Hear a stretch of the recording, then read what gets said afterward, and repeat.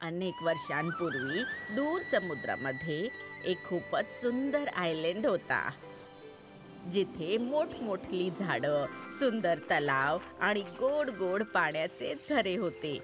आणि हो, इथली एक गोष्ट तर मी सांगायलाच विसरले.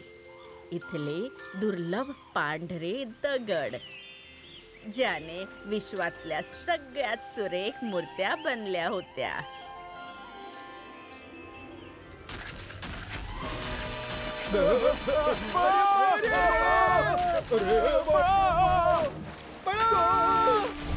अरे, कोण आहे ज्याने या दगडांचा पाऊस सुरू केलाय? खाली उतर. ही कुठली पद्धत झाली दगड उतरवण्याची?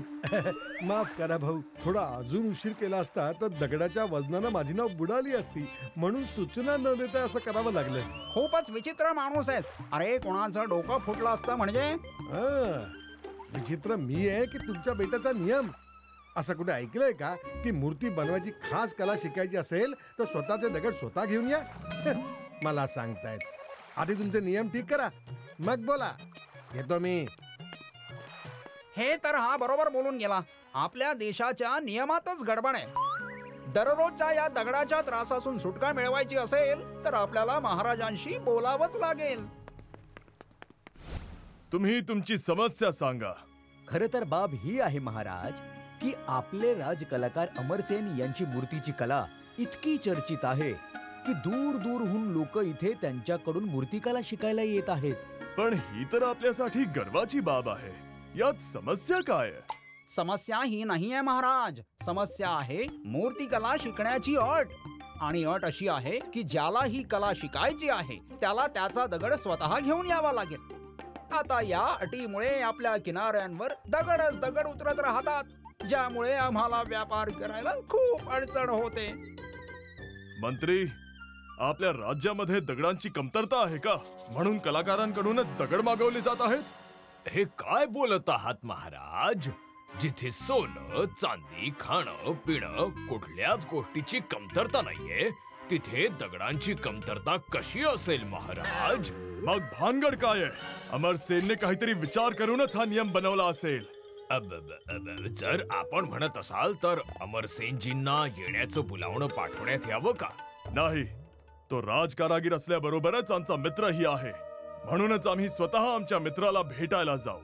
आणि महाराज हिमबिंदू आपल्या मित्रांसोबत अमरसेनच्या मूर्ती पाठशाळामध्ये पोहोचले, जिथे महाराजांना स्वतः आलेलं पाहून सगळे चकित होऊन जातात आणि अमरसेन महाराजांना इथे येण्याचं कारण विचारतात. ज्यावर महाराज मूर्तिकाराला शिकवण्यासाठी दगड आणण्याच्या निराळ्या नियमाबद्दल विचारतात. महाराज, आपलं राज्य छोटंसं आहे. इथली माती, झाडं, झुडपं एवढंच नाही तर दगड सुद्धा निसर्गाची भेट आहे. आणि निसर्गाने सगळं काही खूप समजून उमजून बनवलं आहे. ही झाडं, झुडपं, पाणी, डोंगर, दगड सगळं काही यांच्यापैकी एखाद्या गोष्टीशी पण केलेली छेडछाड निसर्गाचं संतुलन बिघडवू शकते. आणि मग इथे काहीच उरणार नाही. जर काही उरलंच नाही तर आपण येणाऱ्या पिढीला काय देणार? वाह अमरसेन, वाह. आम्ही तुझ्या विचारांवर अति प्रसन्न झालो. आणि उरली बाब तुम्हा लोकांच्या समस्येची, तर मी लवकरच मूर्तिकारांचे दगड ने-आण करण्यासाठी वेगळा किनारा बनवण्याची व्यवस्था करतो, ज्याने तुम्हा लोकांना कसलीही अडचण होणार नाही. धन्यवाद महाराज, ही तर खूप चांगली गोष्ट झालीये. महाराजांचा विजय असो. महाराजांच्या न्यायावर सगळे प्रसन्न झाले. जसं की राजाने सांगितलं होतं, दगड ने-आण करण्यासाठी वेगळा किनारा बनवण्यात आला, ज्याने व्यापारी पण त्यात व्यापार आनंदाने करायला लागले. काही वर्षांनंतर जेव्हा महाराज हिमाबिंदूच्या जागी त्यांचा मुलगा राजदीपने गादी सांभाळली, तेव्हा सगळं काही हळूहळू बदलायला लागलं. कारण महाराज हिमाबिंदू आणि नवीन महाराज राजदीपच्या विचार करण्याच्या पद्धतीमध्ये बराच फरक होता. त्यांचा प्रत्येक निर्णय केवळ फायद्यासाठीच असायचा. काही दिवसानंतर ज्यांनी आधी तक्रार केली होती त्यांनी पुन्हा मूर्तिकार अमरसेन आणि त्यांच्या दगड आणण्याच्या नियमांबद्दल राजदीपचे कान भरायला सुरुवात केली. अमरसेनला राज दरबारात हजर करण्यात यावं. क्षमा करा महाराज, ते तुमच्या पिताश्रींचे मित्र आहेत. तुम्ही त्यांच्याकडे स्वतः गेलं पाहिजे.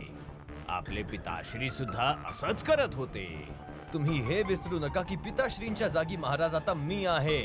आमच्या आज्ञेचं त्वरित पालन व्हावं.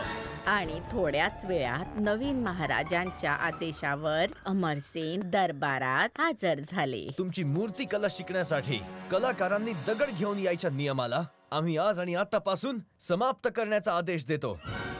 पण महाराज, याने आपली आणि आपल्या राज्याची खूप हानी होईल. हानी आणि लाभ तुम्ही आमच्यावर सोडून द्या, कारण आम्हाला समजलं आहे की दगड घेऊन येण्याच्या नियमामुळे कित्येक कलाकार इथे येऊच शकत नाही. म्हणून नाही नियम राहील ना कलाकार इथे यायला कचरतील. लोक येतील तर व्यापार येईल, व्यापार येईल आणि प्रगती होईल. पण आमचं बोलणं अजून पूर्ण नाही झालंय. तुम्ही या राज्याची खूप सेवा केली आहे, त्यासाठी हे राज्य आपला आभारी आहे. पण आता तुमचं आरामाचं वय आहे, त्यामुळे आतापासून तुम्हाला सेवामुक्त करण्यात येत आहे. जशी आज्ञा महाराज. स्वतःच्या फायद्यासमोर महाराज राजदीपला काहीच सुचत नव्हतं. म्हणूनच आता नवीन नियम आल्याने हळूहळू राज्यामध्ये मोठ्या संख्येने लोक येऊ लागले. मोठ्या संख्येने खोदकाम करून दगड काढू लागले.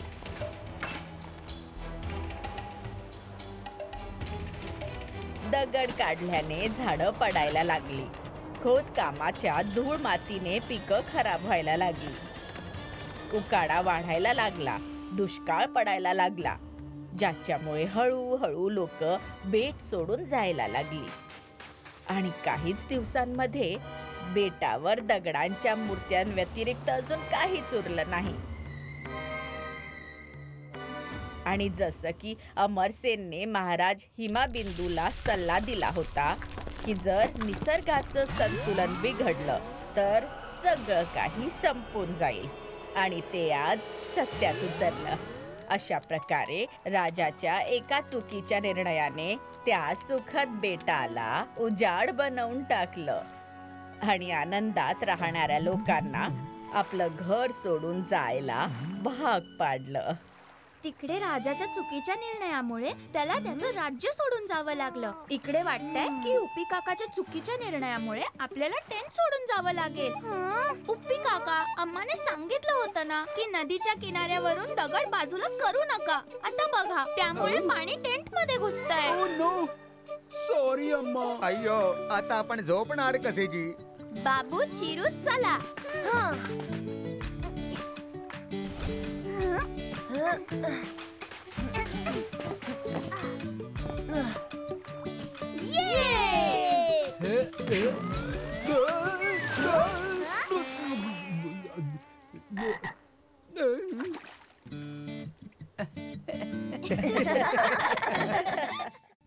If you like this video, subscribe to our channel Murthy Media.